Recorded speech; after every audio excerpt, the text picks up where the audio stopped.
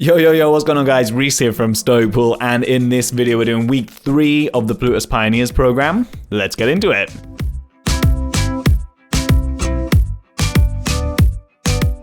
Right, guys, so Plutus Pioneers Program week 3. The homework was actually not that difficult, but I did myself a mischief. And I basically messed up something in the Plutus playground, not in the contract, but actually in the playground. And because I was doing that wrong, it completely scrambled my brain. I thought it was something I'd done wrong in the contract. It took me like 3 days of an hour or two at a time testing things and trying stuff out. And it, as normal, it's always something super simple. And that's it. Yeah, so it was the Plutus playground's fault, not me not doing the right work. Luckily, I had the contract pretty much bang on right at the start, although I did, because I was getting stuff wrong, I was changing it and fiddling stuff around and blah, blah, blah, blah. We're going to talk about that in this video. So first, VS Code.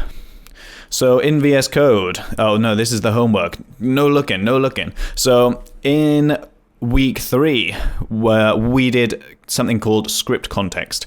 Now, I'm just going to brush over all of this stuff quickly because go and watch Lars's videos, the lectures. I know they can be a bit drawn out sometimes, and sometimes they're also sometimes I feel like Lars talks about one thing like a lot, and then he doesn't cover the important stuff. He just kind of glosses past really quick, and there's nothing against him. I do it when I'm recording videos as well, and then I have to record them like 10 times, and I imagine he doesn't have time to actually do that, right? So luckily we have the Q&As, so if you ever have questions about certain things, go check out the Q&As or check out mine or some of the other guys' GitHub repos who have been putting them in the Discord channel, and check it out, or just leave a comment below and I can help you out, right?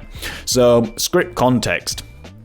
What we did in the previous lectures, just like it says here, we talked about validators, type validators, but we skipped over the script context. What the script context is its own data with 2 constructors. It has transaction info and it has the script purpose. These 2 are very relevant.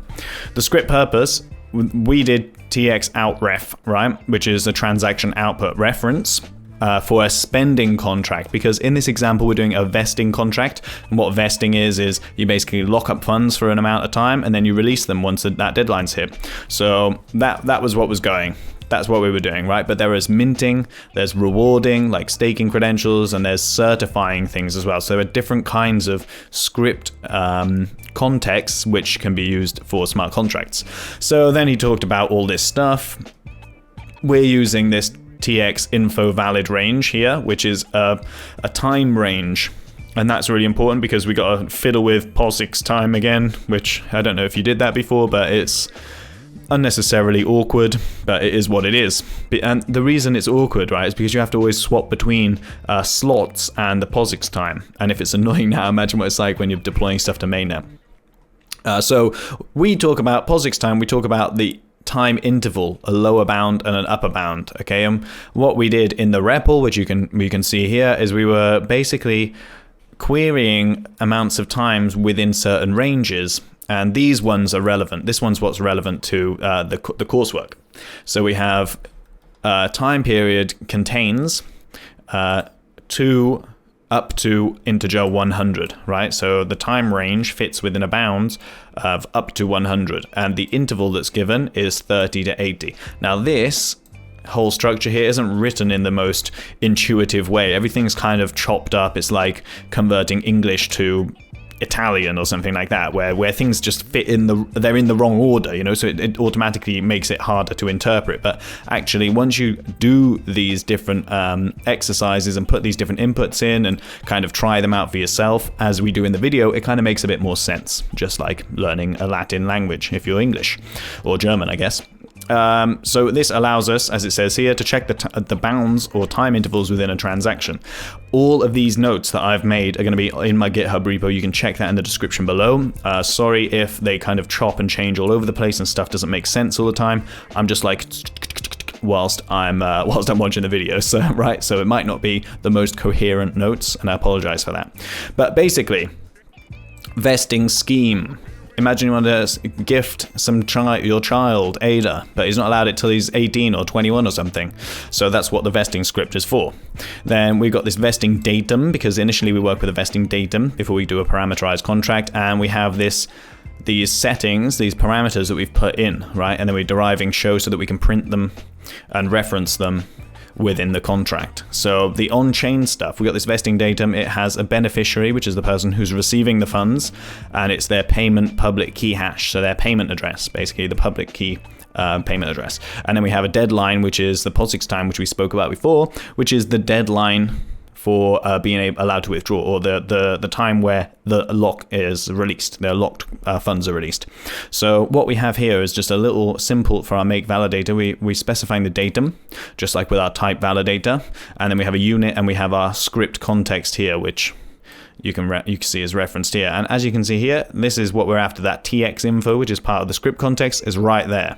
And that TX info and the argument for the script context, which is spending, isn't it? It was spending.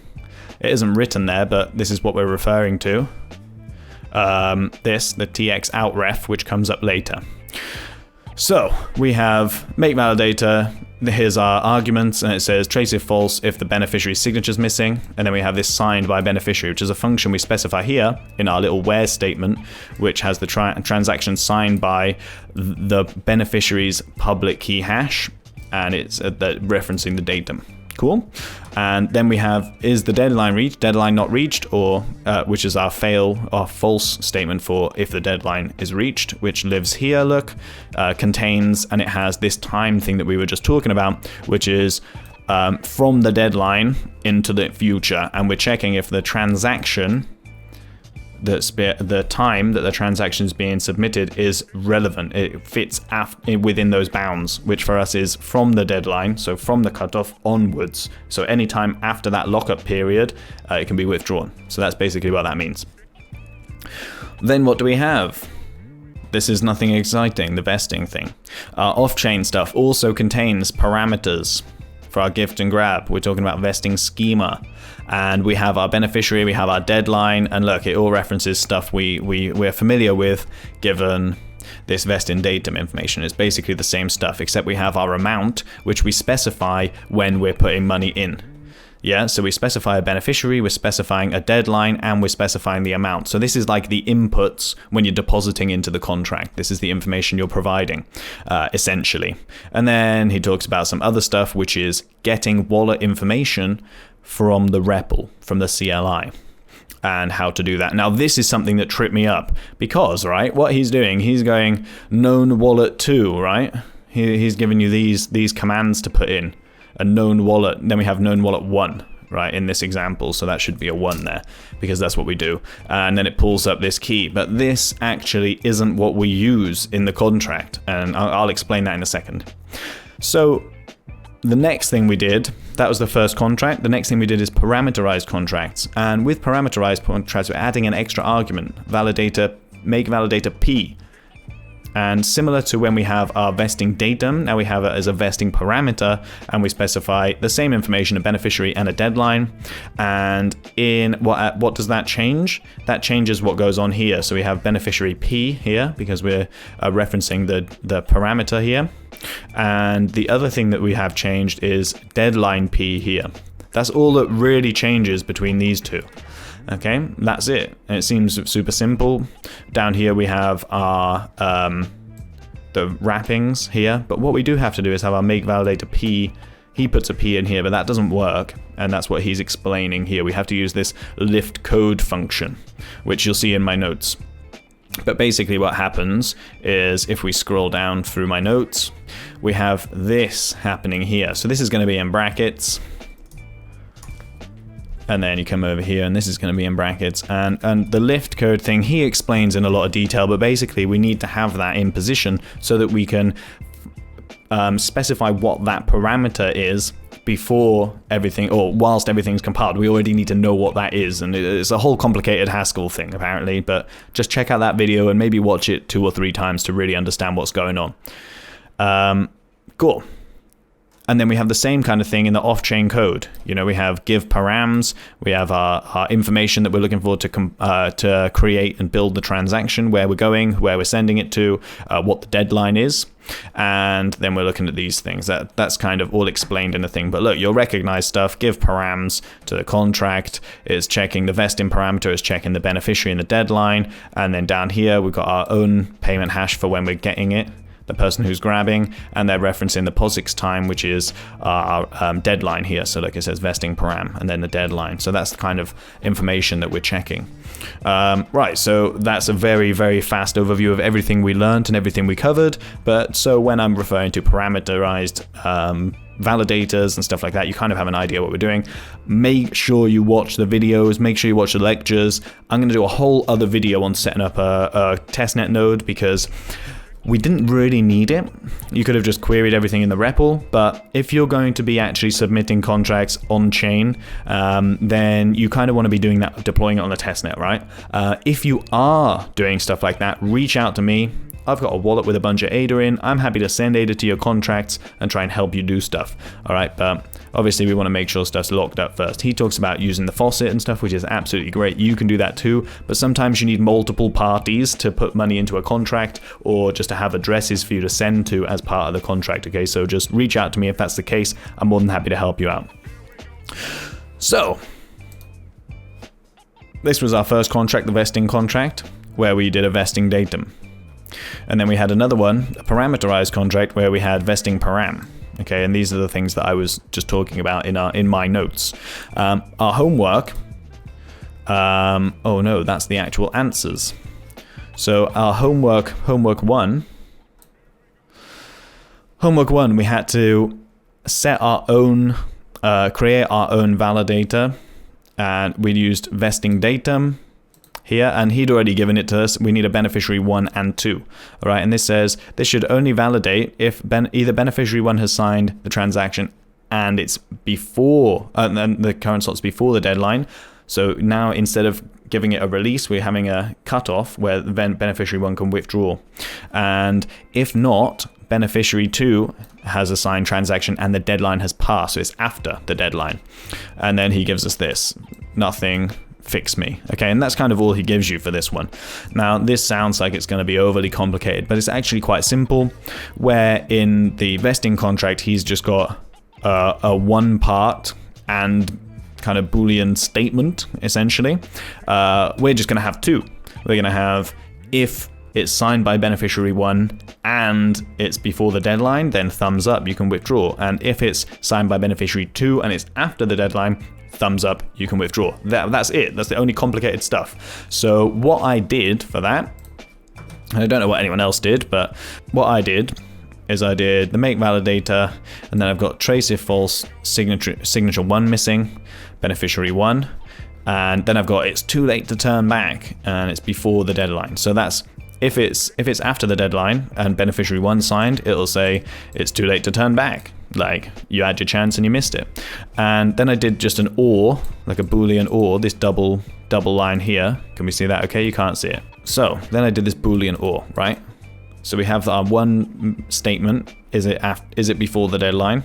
Or, and then I've got beneficiary 2 signature, and is it after the deadline? Which is basically what was around before. So let me just fix that window now. And then what I needed to do is I needed to specify what those things were, right? So we have our info, our transaction info, which is the context. Then we have signed by beneficiary 1, which is the payment key hash, and beneficiary 1 referencing that datum. And then signed by beneficiary 2 is just the payment public key hash for beneficiary 2 datum, which is referencing this data here, right? Beneficiary 1 and 2 and their public key hash.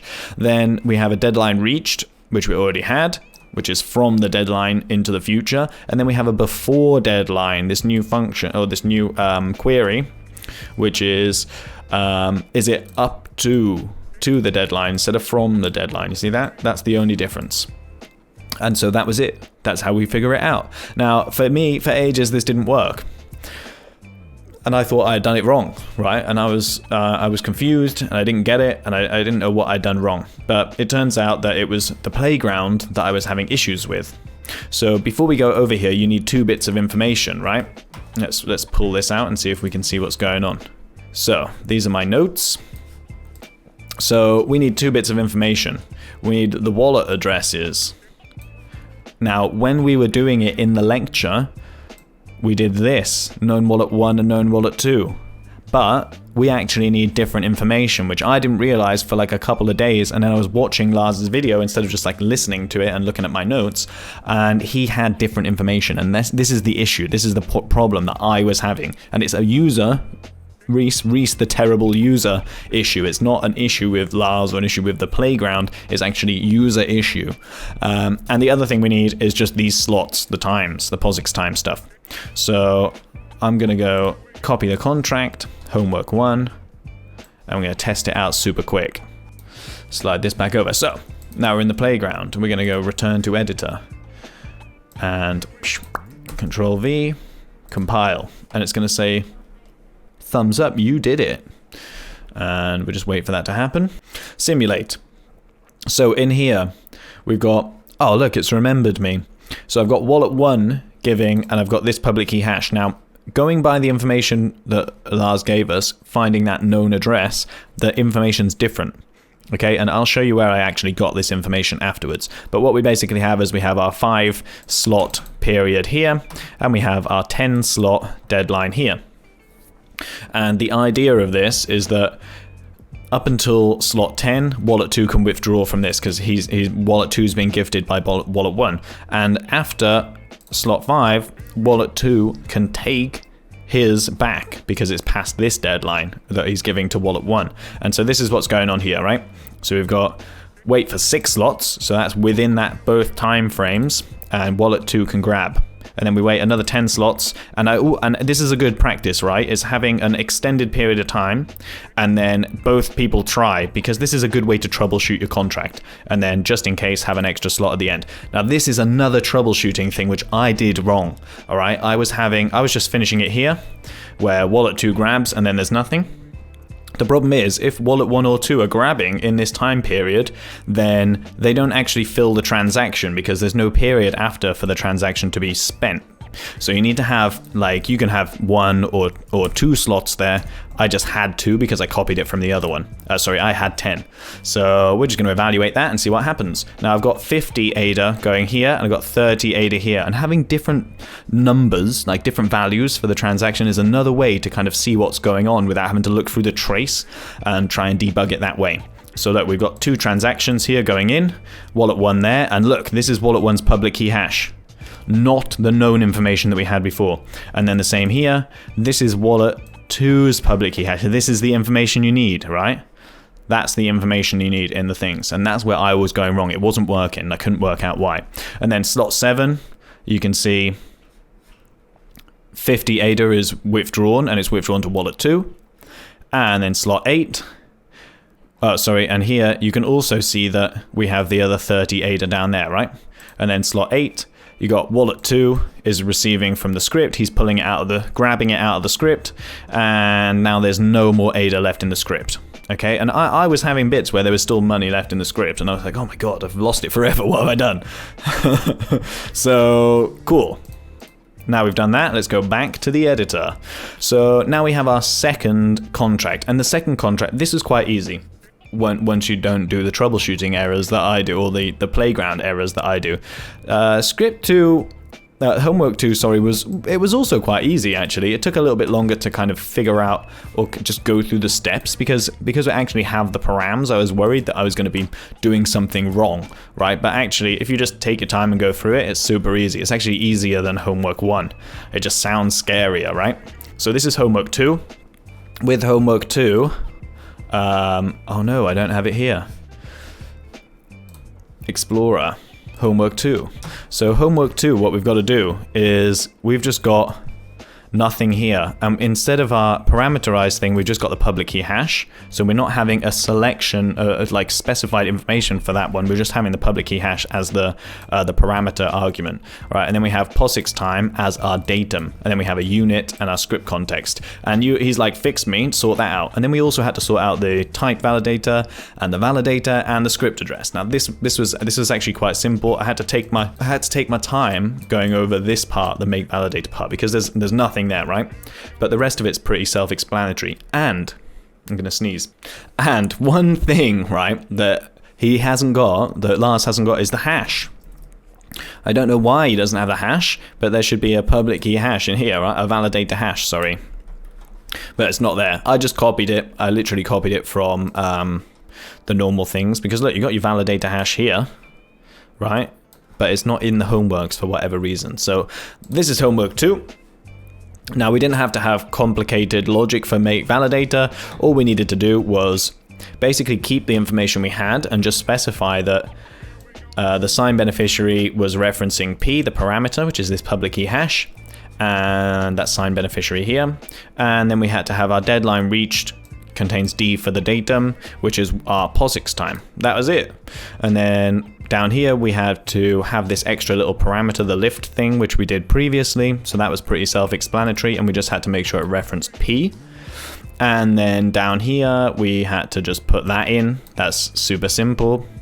And then we had to put the validator hash, which wasn't included, and this one. Now what I did do actually here is because I copied it from here, so I had typed validator, but it doesn't go there, it's just validator, right? So make sure you don't do that. Everything else is the same. Everything else has been given to you. So let's just test this. Copy everything. Control C. And what this should do, right, is this. When we do this, we should be able to specify, we should be able to get the party 1 to put in two transactions, so submit 2 transactions into the contract, or deposit 2 bits of two transactions. And my brain's no good. So the whole point of this is that Wallet 1 can deposit 2 transactions, and then Wallet 2 should be able to grab them both together once the time's expired, or have to do them both individually. Right, so let's just compile that. So I've just copied the transaction in. You can see I've only got part 2, and this is my pub key hash and POSIX time, so that's all good. Wait for that. Simulate. So here we need to get rid of this, and we need to give another give from Wallet 1. I'm just going to put that there and copy this information over. And oh no, I can't undo. Okay, let me just copy that time.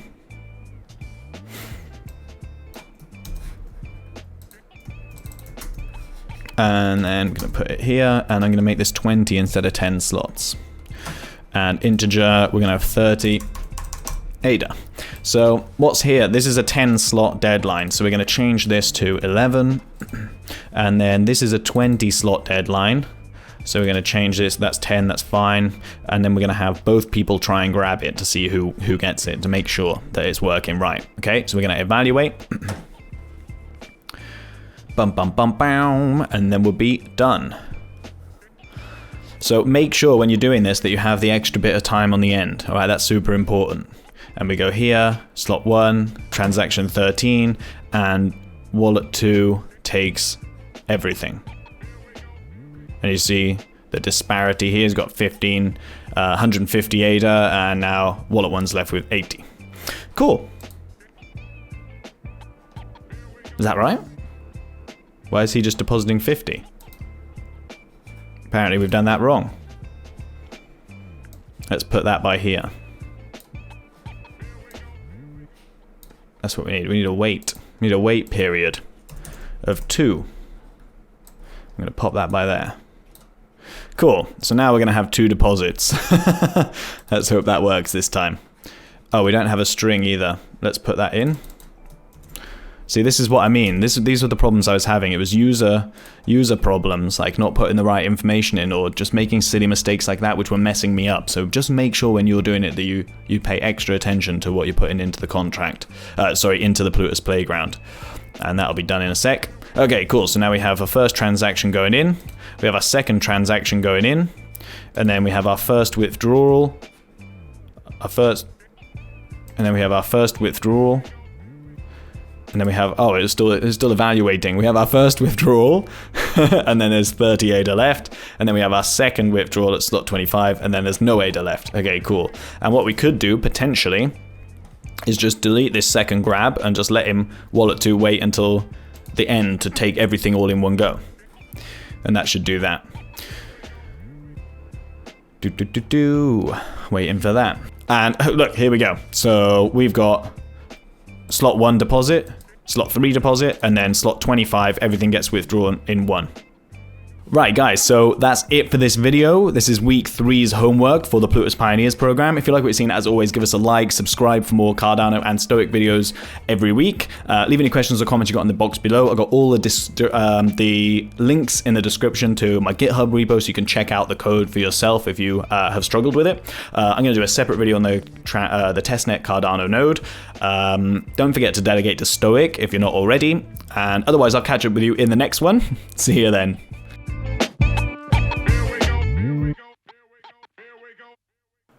It was actually quite easy, but it took me ages, and I'm going to explain why, because it was one of those revueltos, you know, mind revueltos, mind revueltos, mind revuelties.